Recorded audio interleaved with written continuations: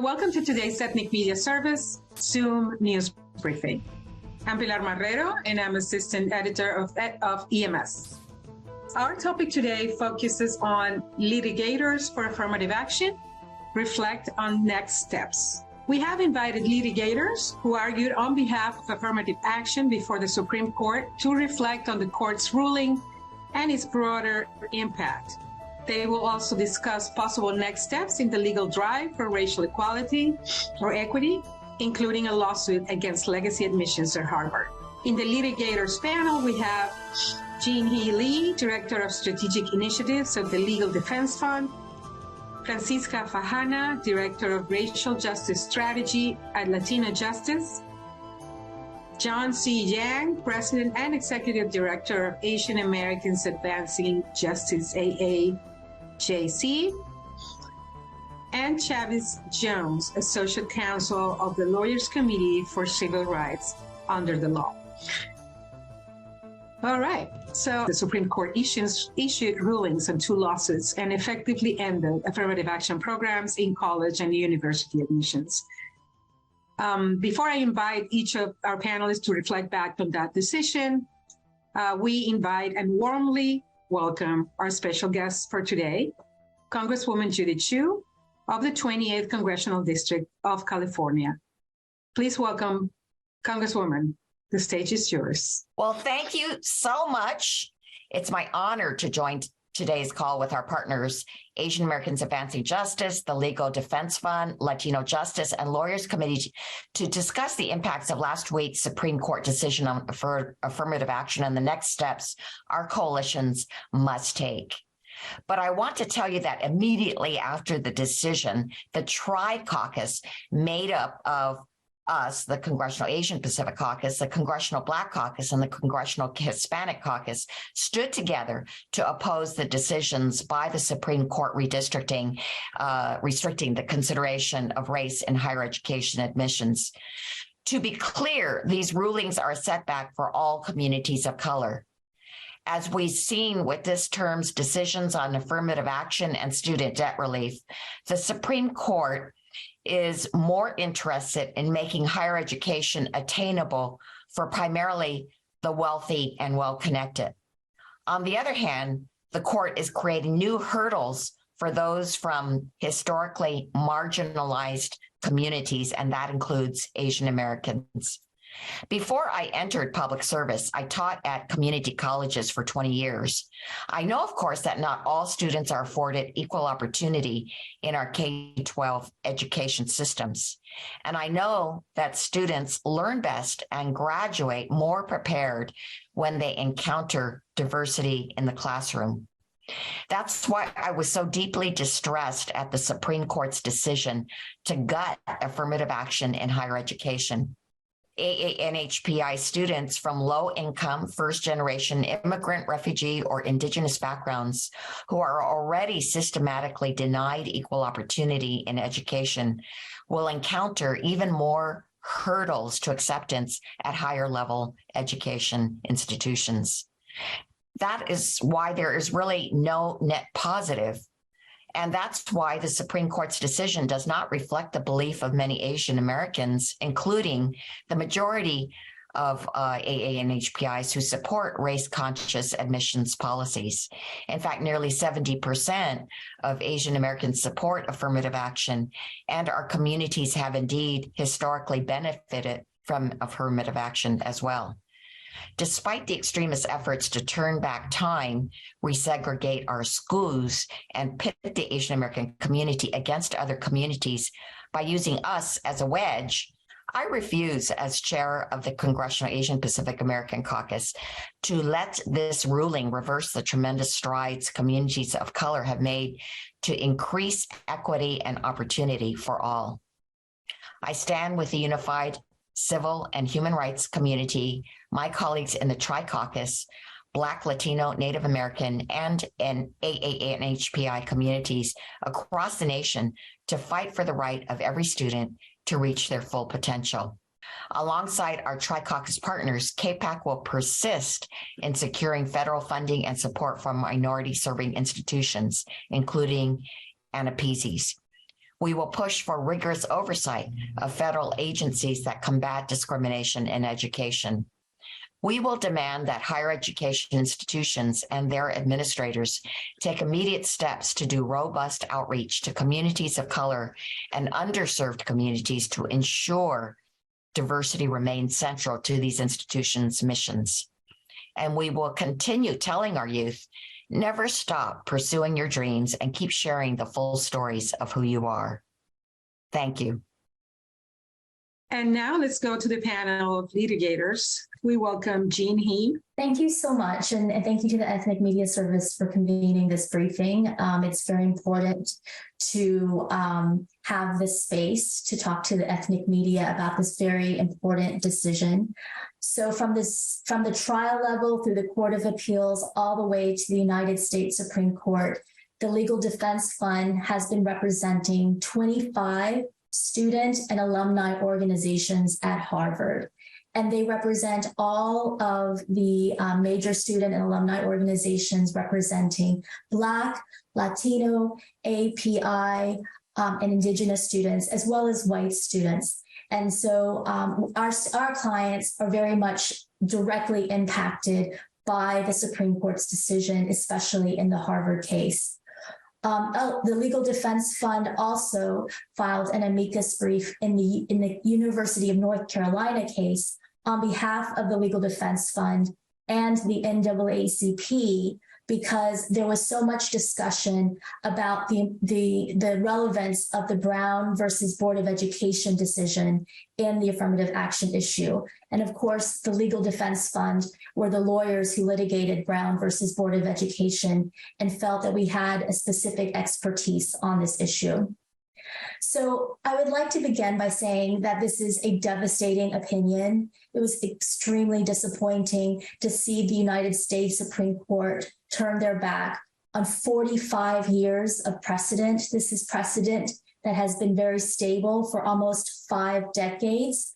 Although the Supreme Court did not directly overrule its prior decisions, its decision in this case has made it extremely difficult for colleges and universities to be able to consider race as part of its holistic admissions process in order to foster the educational benefits of diversity. This is something that is a tremendous disappointment. It is a blow to efforts to advance equal opportunity and racial equality in our educational system, which suffers from tremendous dysfunction and inequalities. And so we are extremely disappointed by this decision. But we also want to be very careful to not overstate what the United States Supreme Court did in these cases. These cases dealt solely with the affirmative action policies in higher education at Harvard and UNC. It did not deal with race-neutral programs, either in the higher education space or the PK through 12 education space. And it certainly did not have anything to do with employment programs, diversity, equity, inclusion, and accessibility programs. Some of these things have been commented on in other media outlets, but I want to be very clear that this decision did not directly impact those other areas. Another very important part of the Supreme Court decision is that the Chief Justice Roberts, made very clear that students of color may be able to talk about their experiences with race, overcoming racism, perhaps their pride and their racial identity in their college and university application. But they have to tie that experience with reasons why they think that they can contribute to the university.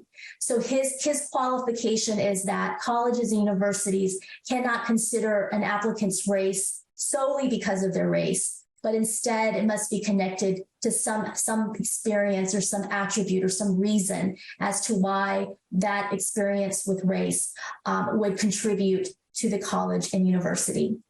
I also just want to say that our clients were tremendously disappointed by this decision. Many were at the Supreme Court on the day the decision came. There was also some activism at Harvard and Boston and Cambridge, denouncing the Supreme Court decision. As Congresswoman Chu had said, our clients represent all racial and ethnic backgrounds at Harvard, and all of them are united in support of race-conscious admissions or the consideration of race, because they know the importance of racial diversity in both their educational experiences, but also their own expressions of who they are and what they have experienced. It's very important to note that our clients are not necessarily in support of Harvard, because there's much that Harvard needs to do to improve diversity, equity, and inclusion on its campus. But the students are very much and alumni are very much in support of Harvard being able to foster the diverse student body that is so essential to that Harvard education. Now that the race-conscious admissions program has been struck down, there will be pressures on Harvard to continue to make efforts to have a diverse student body within the bounds of the law. And we are fully supportive of our clients. So next, we welcome Francisca Fajana, Director of Racial Justice Strategy of Latino Justice. Thank you so much for having me. My comments and reflections will sort of pull some threads in an amicus brief that we filed before the Supreme Court in this particular case. Ignoring race will not equalize a society that's racially unequal. Justice Sotomayor had it right. She and Justice Ketanji Brown Jackson, in their dissents, remind us of our long history of segregating opportunity and the enduring racial disparities that persist. I will share one statistic. About 21% of Latinos aged 25 and older hold a bachelor's degree, compared to 42% of non-Hispanic whites. That's a 20-point differential. Ignoring race or professing a superficial commitment to colorblindness will not bridge that gap. The court's decision, as Jen He pointed out, ignores almost 5 decades of precedent affirming the value of race-conscious admissions to create pathways of opportunity. We at Latino Justice will not back down from our commitment to brace open the doors of opportunity for Latino and other students of color. For the last 50 years, we have worked tirelessly to break down barriers and support our youth to gain access to college and graduate schools. We will not be deterred from vindicating the rights of all students to bring their full selves, including their racial and ethnic identities, to institutions of higher learning. We know that elite institutions are pathways to positions of power in our society. The Supreme Court itself is Exhibit A. Throughout its history, the vast majority of justices have attended a handful of top law schools. So make no mistake, the court's decision is not about merit. It is not about leveling the playing field. It is not about fairness, and it is certainly not about racial justice or racial equity. We will not stand back and allow decades of progress won by hard work and perseverance to be rolled back. We will continue to support our young people in gaining access to elite and other institutions, and we will continue to support their success while they are in those institutions. There's a lot to take umbrage with in the court's decision. For one, while the court recognizes that state-mandated segregation in schools, housing, employment, buses, trains, juries, and interracial marriage was enshrined in law and enforced, it characterizes the state-sanctioned segregation as a regrettable norm and dismisses it as societal discrimination that is now inconsequential to the law. The court also puts forth the troubling notion that it is stereotyping, so asserts that a Black student from an affluent household has less in common with a white student from an affluent household. In other words, their socioeconomic status is a common denominator that makes them interchangeable. The court disregards the reality that it's not about race or class, that race and class intersect for a lot of people of color, and therefore compound the challenges that they face. In closing, there is one thing on which Chief Justice Roberts and I do agree, and that is eliminating racial discrimination means eliminating all of it. Surely, the Chief Justice must mean that eliminating all of it also includes and encompasses eliminating all racial disparities. Thank you for having me. Thank you. Thank you so much, Francisca Fajana, on Latina Justice. Okay, now we go on to John C. Yang, President Executive Director of Asian Americans Advancing Justice, AAJC. Hello, Mr. Yang. Good afternoon, and thank you for having us again to talk about this important topic. I'm John Yang, the President and Executive Director of Asian Americans Advancing Justice, AAJC. First, let me thank my fellow panelists, Jinhee, Francisca, Chavez. We've just worked so hard together and worked so well in collaboration that although obviously the result was extremely disappointing to us, it is not lost on all of us that the work we do will continue.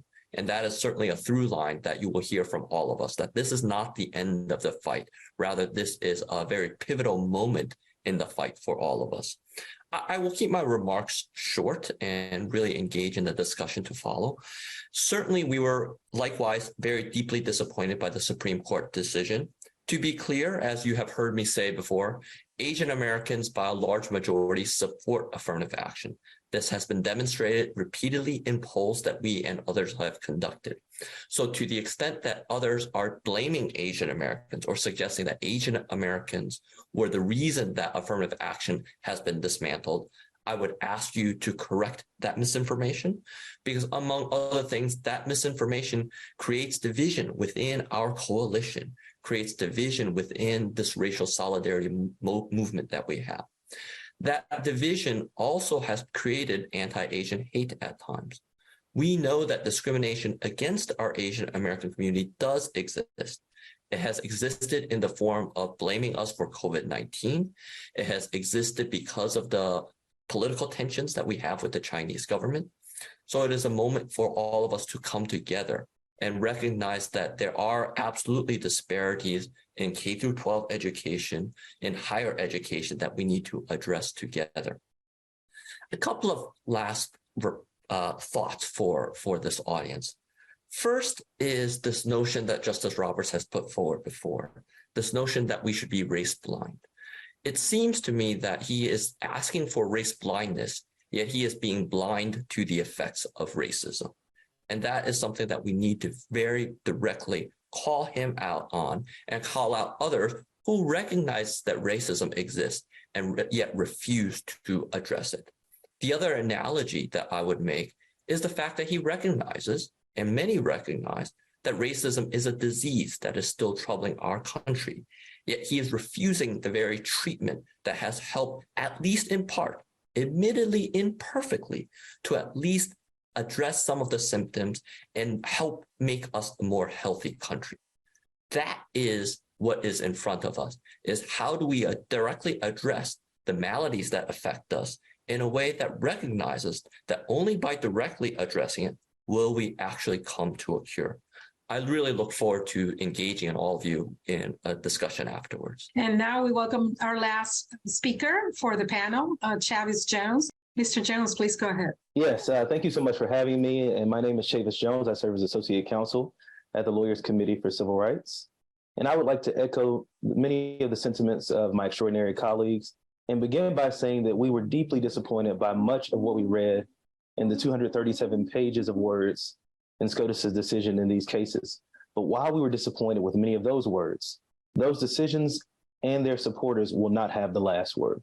But we will continue to work to ensure that these campuses are diverse as best possible. The Lawyers Committee for Civil Rights represents a diverse group from the University of North Carolina, as well as Harvard University's students and alumni in the fight to defend the university's right to consider race as one of many factors in admissions. Our own David Hina Hosa, the director of the Educational Opportunities Project, argue before the court on October 31st to ensure that the lived experiences of students of color were heard loud and clear. We were also involved in organizing students, alumni, and other stakeholders alongside all of our partner organizations here, both for the rally at SCOTUS on the day of oral arguments and since, and that work continues to be ongoing. The Supreme Court's recent decision has dealt a blow to the current state of affirmative action, but rather than succumbing to fear, now is the time for bold action. Some institutions will be fearful of reprisals from opponents of affirmative action, but this is rather a time to do what institutions of higher learning have always done best, and that is innovate. We encourage colleges and universities to enlist their best minds to work within the law to advance the most inclusive admissions processes possible.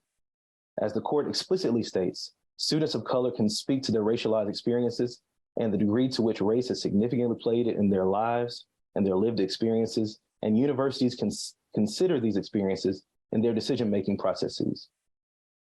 And we would like to focus on a few key takeaways as we look towards the future in these decisions. The first is that the SCOTUS ruling could undermine equal opportunity, but only if we let it. The Supreme Court abandoned almost half a century of precedent and progress when it held that Harvard and UNC's admissions policies violated the Equal Protections Clause. While the tortuous, ill-founded decision does not directly outlaw race-conscious admissions, it makes it far more difficult to enact lawful policies and could further undermine opportunities and fairness in our education system, but only if we let it. And once again, this points towards the collective genius at universities and institutions of higher education to really think creatively about how to enlist the best minds to create broad-based and diverse campuses that will continue to flourish because of the innovation that will result. Number two, colleges may continue to pursue diversity through lawful means. The Supreme Court only held that Harvard and UNC's race-conscious admissions policies violated the Equal Protections Clause, but it did not hold that universities may no longer pursue diversity through other lawful means. Universities may continue to embed diversity goals in their missions and may aim to achieve such through permissible race-conscious and race-neutral means. Number three, DEIA efforts remain lawful and more critical than ever. The Supreme Court decision begins and ends with college admissions practices. The court's ruling did not consider diversity, equity, and inclusion initiatives like support for student affinity groups, efforts that facilitate healthy campus culture, ensure equal opportunity, and stop or inhibit ongoing racial discrimination and bias. These programs remain lawful. As Justice Jackson said, deeming race irrelevant in law does not make it so in life. Number four, student stories are not censored by SCOTUS. Speaking and writing about one's own experiences and identity, whether in admissions applications or in the public square, is lawful and a matter of self-determination. Colleges should not prevent students from uplifting their racialized experiences, nor does it prevent colleges and universities from inquiring about such experiences in the admissions process. And lastly, SCOTUS cannot overrule our shared values. Opportunity for all remains a national imperative. If we allow it, the diluting of affirmative action threatens to undermine America's basic tenets and most cherished ideal, our multiracial democracy.